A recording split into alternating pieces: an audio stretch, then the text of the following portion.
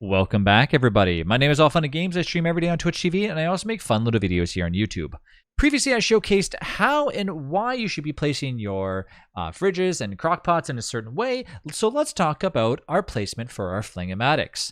So in a situation like this, you would normally get into a position where you're going to be pretty much based in around your fire pit, which might not be the best idea. However, when you finally have a base ready to go, whether you've placed things like your alchemy machine or a science lab or whatever you have, and everything's all placed, generally speaking, at that point, you want to go through the process of protecting your base when it reaches to summertime by utilizing a Flingomatic.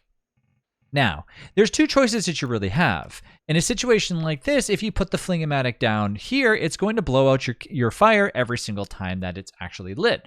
That is why a furnace for killing the D-fly is actually really useful, because it will not actually be extinguished by the Flingomatic. However, there's two things that I'm going to include in this video. One is that if you decide to actually go through the process of basing around your base with a fire pit, you can actually smash up that fire pit, and when you grab all the goodies from it, then go ahead and place down your Flingomatic where your fire pit resided originally. This is now going to be protecting your entire base and making you, well, your life a little bit happier, because in this situation, usually I see a lot of people actually go through the process of where their base is surrounded, like where their fire pit is in the middle and their base surrounds their fire pit. So now let's talk a little bit more about berry bushes and crops in general. So if you go through the process of actually like planting and going through and just, making things not so even, whether you're using geometric placement or not, and then eventually you want to go down and place down your Flingomatic. The trouble is when you place down your Flingomatic after you've actually placed the crops, sometimes you end up in a position where if you are trying to make things look very nice and sophisticated, you might end up in a position where you're like, there's not enough room for my Flingo. So let's go ahead and showcase where that might actually happen. So there might seem like there's a lot of room in between, but really I can't place my Flingo here.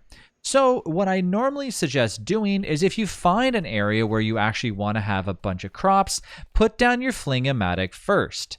Once your Flingomatic is down, then place your crops and try to make them a little bit further away than usually how close you can actually get to your Flingo. The reason for this, I'll showcase real fast, as I'm kind of getting into the position where things are looking a little claustrophobic for a Flingo. What happens in this case is if this Flingo were to ever get smashed down and we want to go ahead and place it back down again, well, guess what? We're not going to be able to. We're going to have to redo all of our crops. So you want to be very careful with what you do here in order to prevent this from happening. So hypothetically, let's go in and give ourselves the berry bushes again. If we actually want to place down a Flingo properly, we want to make sure that we leave ourselves a little bit of room on the inside, but at the same time placing down our Flingo first, as I mentioned previously, because it helps to make our lives a lot easier, as we obviously want to make sure that the Flingomatic is now put down, and then we place down our crops after to give us as much room as we can. Try to leave two spaces if you use geometric placement, or just know that, okay, maybe they should be a little bit further away. So if I go and do something like this, and then we go all the way around, let's go one more out, and keep going all the way around, and all the way around. I'm going to do this the entire time, so that way it's a little bit easier for everybody to understand what I usually like to do. And of course, this is everybody has their own opinion on how they want to set this stuff up. That's not a problem at all. But some people might want to leave themselves with a little bit less space or whatever, or make it more symmetrical, which I'm just doing as fast as I can. So don't really worry about it too much.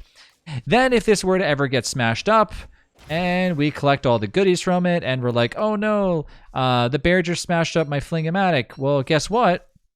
Now, when we go to place the Flingomatic down again, we have just an ample amount of room, and voila, you're able to recreate it. So the best idea is place down your Flingomatic first, and then go from there and place down your crops after. This gives you a general idea as to what's going to happen if things get damaged or whatever else, but otherwise you should be pretty much foolproof at this point. And I usually like to do this just because it helps me make things look a lot makes things look a lot nicer and neat and all that other stuff too. But anyways, that's my recommendation. To each their own. I hope you enjoyed this video. Thanks again for watching, and I'll catch you in the next one.